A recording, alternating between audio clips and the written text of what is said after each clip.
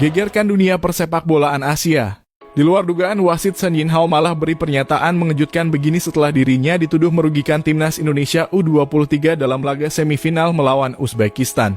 Sebelumnya, timnas Indonesia U23 dipaksa mengakui keunggulan Uzbekistan dengan skor 2-0 di babak semifinal Piala Asia U23 2024 yang digelar di Stadion Abdullah bin Khalifa, Qatar, Senin malam. Kekalahan ini sontak menuai kecaman keras dari para pencinta timnas Indonesia, terutama terkait kepemimpinan wasit Shen Yinhao asal Cina dan wasit VAR Sivakorn Puudom asal Thailand. Jagad media sosial dipenuhi sumpah serapah atas sejumlah keputusan kontroversial yang diambil oleh kedua wasit tersebut. Bahkan Darius Sinathrya, salah satu artis sekaligus pengamat pencinta sepak bola tanah air, menjadi salah satu figur yang lantang mengkritik kepemimpinan kedua wasit koplak tersebut. Ia menyoroti beberapa keputusan krusial seperti menganulir gol Muhammad Ferrari karena Ramadan Sananta dianggap offside dan kartu merah yang diberikan kepada Rizky Ridho. Semua dihancurkan wasit VAR Thailand yang memang tak mau Indonesia melebihi negaranya, tulis Darius dalam akun Twitternya @Sinathrya. Kekesalan juga diungkapkan oleh Ayu Ting Ting melalui akun Instagramnya. Ia mengunggah kompilasi video keputusan wasit yang dianggap kontroversial seperti menganulir penalti untuk Witan Sulaiman, menganulir gol Ferrari, dan kartu merah untuk Rizky Ridho. Ayu pun mengkritik AFC yang disebut harus bertanggung jawab atas pemilihan wasit yang tidak bersikap netral. Kelakuan si wasit garong, dibuatin videonya biar tahu dia koplak, tulisnya. Kecaman terhadap wasit ini menunjukkan besarnya rasa frustrasi dan kekecewaan masyarakat Indonesia terhadap hasil pertandingan. Banyak yang beranggapan bahwa keputusan kontroversial wasit telah menggagalkan peluang timnas U23 untuk melaju ke final. Nah, setelah mengetahui dirinya dinilai membuat supporter timnas Indonesia geram, Shen Yinhao akhirnya angkat bicara. Ia menjelaskan kepada supporter Indonesia kalau keputusan yang ia ambil sudah berkoordinasi dengan wasit VAR Sivakorn Puudom asal Thailand. Ia juga meminta kepada supporter timnas Indonesia agar tidak mengkhawatirkan integritas kepemimpinannya sebagai seorang wasit. Saya tertawa membaca komen supporter Indonesia di postingan resmi AFC. Saya pikir mereka harus tahu saya mengambil keputusan sudah berkoordinasi dengan Sivakorn Puudom yang ditunjuk AFC untuk jadi wasit VAR di laga Indonesia versus Uzbekistan. Kata Shen Yinhao dikutip dari media Qatar.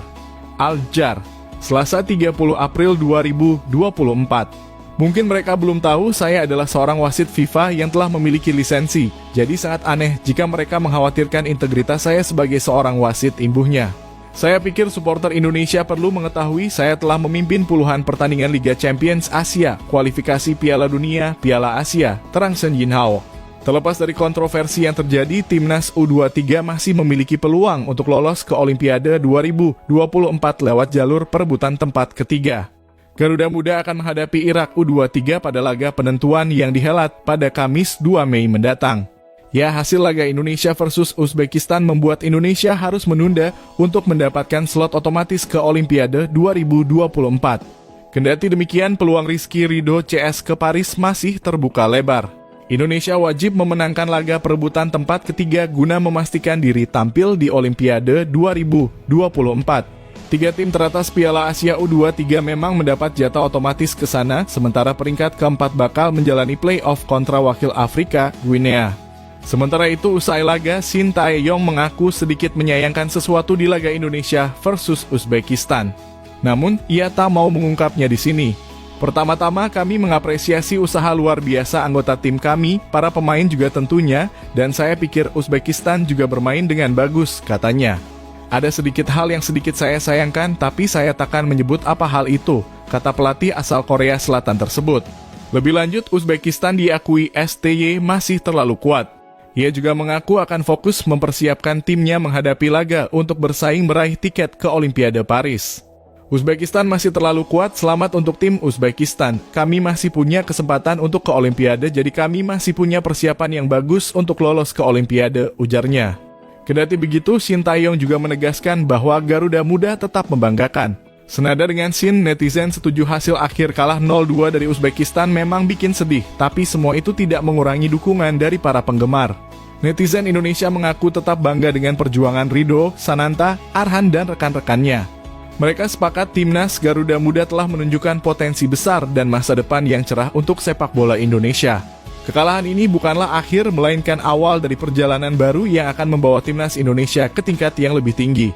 Tegaklah bangga, perjalanan yang mengagumkan membuka banyak harapan berbalut tepuk tangan. Semangatlah, masih banyak pertandingan, bangkitlah kembali dan menangkan. Kami selalu ada di belakangmu, ujar salah satu netizen Indonesia. Sepanjang turnamen, Uzbekistan belum pernah kalah dan belum pernah kebobolan. Sepanjang turnamen, Indonesia hanya kalah oleh kartu merah, keputusan wasit, dan VAR yang tidak bersahabat. Kami pun tetap bangga, ucap Presiden terpilih periode 2024 hingga 2029, Bapak Prabowo Subianto. Walaupun kalah hari ini, kita semua tetap bangga dengan Indonesia. Permainan timnas Indonesia terlihat tetap Spartan dan pantang menyerah, imbuhnya. Sekedar informasi tambahan, Presiden FIFA Gianni Infantino marah besar terhadap keputusan wasit Sun Yinhao yang menganulir gol Indonesia ke gawang Uzbekistan. Menurutnya, seperti ada kepentingan tertentu.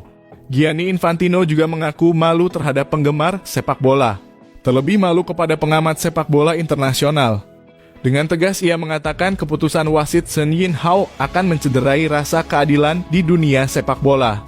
Terlebih Gianni Infantino khawatir fair play dalam sepak bola Piala Asia U23 2024 menjadi persoalan sehingga menurunkan kredibilitas Piala Asia. Keputusan wasit membuat saya khawatir keadilan sepak bola Piala Asia menjadi pertaruhannya, ujarnya. Bahkan sejumlah pengamat sepak bola internasional pun meragukan keputusan wasit Sun Yinhao. Sun Yinhao dinilai tidak adil bagi timnas U23 Indonesia dan lebih condong kepada timnas Uzbekistan. Sun Yinhao adalah wasit berlisensi FIFA dari Federasi Sepak Bola Tiongkok. Sun aktif sebagai wasit internasional sejak 2018. Dari berbagai sumber, Sun Yinhao telah memimpin puluhan pertandingan di berbagai kompetisi hingga sekarang selama karier sebagai wasit internasional. Sun Yinhao dikenal dengan pengambilan keputusan yang tegas di lapangan, meski kadang dianggap kontroversial. Sun Yinhao juga pernah memimpin pertandingan antara timnas Indonesia U22 melawan Kamboja di SEA Games 2023 lalu. Sun Yinhao menunjuk titik penalti setelah Muhammad Ferrari dinilai melanggar pemain Kamboja. Namun, dalam tayangan ulang, pelanggaran tersebut terjadi di luar kotak penalti, tetapi pemain Kamboja terjatuh di dalamnya.